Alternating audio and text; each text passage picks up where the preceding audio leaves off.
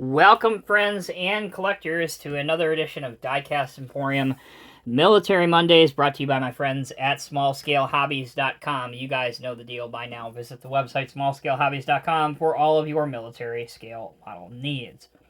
Now, subject of this week's video is the M4 Sherman tank. Now, you have seen other versions of the Sherman tank showcased on Military Mondays, but for whatever reason, I have yet to show you the very basic, generic M4 medium tank original version, if you will, for lack of a better term. In World War II, the Sherman tank was adopted to do a variety of different roles throughout the war. But initially, the idea of the tank was to support infantry. It was not to engage other tanks head-on. That's why they had what they called TDs, or tank destroyers. If a tank were to come in contact with the vastly superior German armor, it was to radio to the nearest tank destroyer unit, and that would then engage the tank. That is, of course, if there wasn't some readily available close air support or whatever at the time to be used against it first. So, this model is by AlsaCast. It is a 187 scale resin model kit. I realize this probably won't be very clear, and I apologize.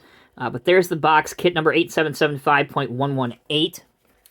This model turned out great. I really like the finish and how this looks.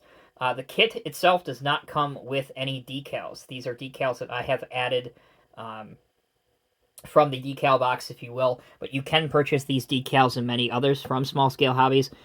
The decal placement of the stars and the fact that we have the regular stars on the side as well as the stenciled star or the circle and star on the back. That is accurate to some of the star layout that you would have seen early on in the war in Europe based on a U.S. Army tank. There are so many photos and so many different avenues of media that you can use when you are building your military models to make sure that you get it as accurate as you possibly can.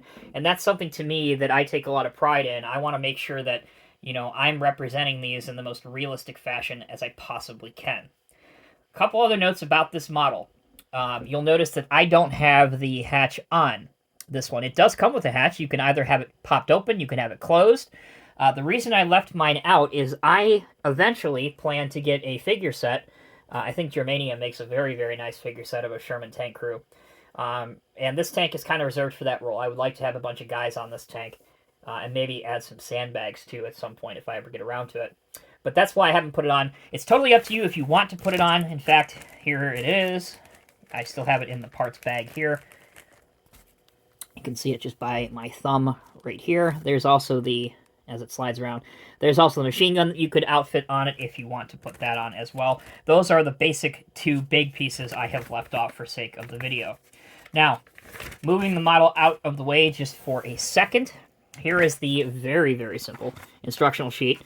It is one-sided, and it just shows you where all of the main pieces go. The tank is basically in two pieces. You have the turret, the body, and then the tracks are an additional two pieces.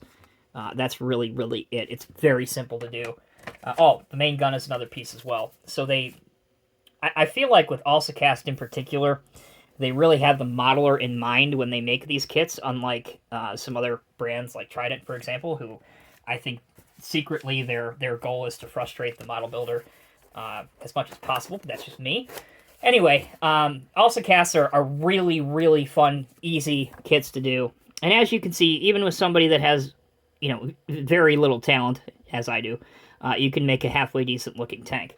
If you are into other versions of Shermans, I don't think there is a more widely available model in 187 scale than different Sherman versions. In fact, on this channel, you've already seen the Sherman Bulldozer, you've already seen the Sherman Calliope, you may have seen the Sherman Firefly, if I remember correctly. And those are just three that come to mind. But over the war, over 50,000 of these things were made in all different versions and configurations. I think if I remember correctly, there were over 30 different versions of Shermans made, and a lot of those, again, are represented in the scale model world. Okay, so a shorter video today for Military Mondays, coming up on 5 minutes here, but it is not lost on the significance of the M4 Sherman tank in World War II. I don't think any expert or historian would tell you it was the best tank of the war. I think that either goes down to the one of the later German tanks, or in my humble opinion, I think the T-34, the Russian tank, was probably the best overall battle tank of World War II.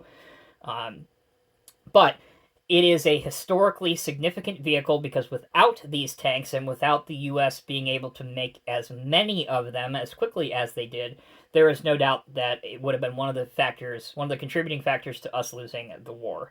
It saw service in obviously Europe. It saw service in the Pacific. Basically, everywhere they were fighting, they had Sherman tanks in the war.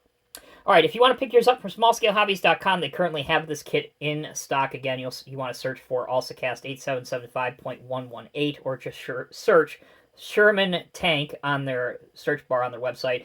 And this kit was $15.99. That's 15.99, which I do believe is very, very fair and reasonable value. And again, if you do it right, you take your time, you're going to have a lot of time building one of these. I threw up the penny just for size reference. I know a lot of people want to see those. But with that, we will bring this episode to a close. Thank you all so very, very much for watching. If you enjoyed this video, maybe if you learned a little something or you just like the model, leave us a like, maybe leave us a comment down below, and definitely be sure to subscribe to us here on Diecast Emporium if you haven't already. All right, guys, take care, be well. I'll see you in the next review.